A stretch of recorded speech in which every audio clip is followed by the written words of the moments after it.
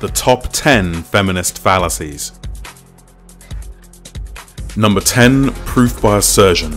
Presenting a faulty position repeatedly, even in the face of obvious contradiction, such as men are paid more than women for the same work, 1 in 5 women will be sexually assaulted on college campuses, and gender being a social construct. Of course, all 3 have been debunked, but they are cornerstones for the ideology, and so they must not be moved. With regards to proof by assertion, I think Lenin said it best. A lie told often enough becomes the truth. Feminists hope that this will lead to number 9, argumentum ad nauseam. Proof by assertion has been implemented and exhausts all contradictions. Opposition becomes sick or nauseous of debunking the topic, and it is then presented as fact in the absence of any opposition. Wage equality. That sneaky little pay gap. Women don't get paid as much as men. Because she's paid less. In what world does 77 cents equal $1? We have the same job. Equal pay. That's not fair. Equal pay. How is that fair? Well, that's not fair. Just a side note, this is a form of postmodernist argumentation. It has nothing to do with empiricism. It's just a wearing down of dissenting views until there is no more opposition, which they hope will then lead to number 8, argumentum ad populum. This is when argumentum ad nauseam has been implemented, and in the absence of opposition, the assertion becomes popular. If so many people believe it, even the President of the United States, then it must be true. America more fair. Now we're here because today is Equal Pay Day. Number 7, argumentum ad hominem. This fallacy ignores the facts and points to reasons why the person presenting the facts is not fit to do so. The attack can take the form of personal jabs at character to outright lies, anything to diminish the validity of the person as opposed to the actual argument.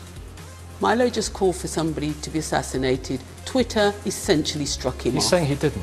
Yeah. No, I didn't. What was the tweet? Of course, he's what was the tweet? What was the wording of the tweet? What did it say? So, actually, we don't need to believe everything he's saying. What did it say? And if they absolutely cannot wait for the debate to begin, they can always, number 6, poison the well. This is a preemptive ad hominem attack. Before the debate has even begun, disparaging remarks are presented about the opponent, potentially poisoning anything they will have to say. And what better way to poison the well than to label an entire gender as criminal? How does it feel to be the same sex as Donald Trump? Which could and often leads to number 5, fallacy of composition. This assumes that if part of a whole is true, then it must be true of the whole. So because sexism exists in society, Everything is sexist. because racism exists in society, Everything is racist. and because homophobia exists in society. Everything is homophobic, and you have to point it all out. Because men in general have a higher sex drive and have started wars, then all men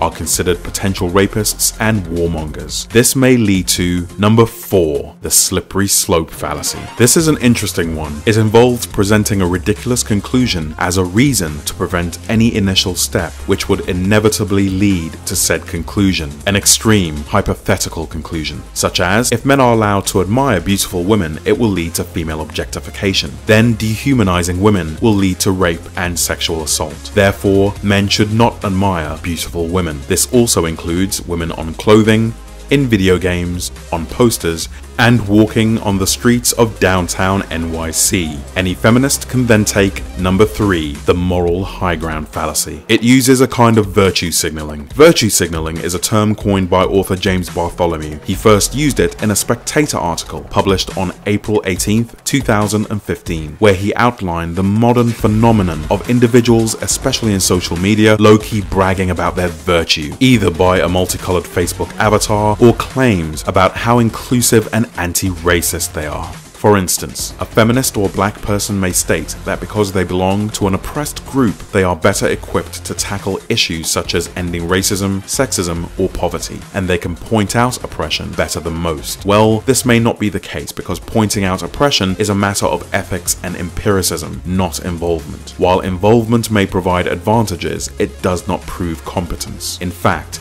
it could be argued that one so close to the oppression, real or imagined, would be too emotionally involved to judge accurately. I can't have a hairstyle because of your culture? Why?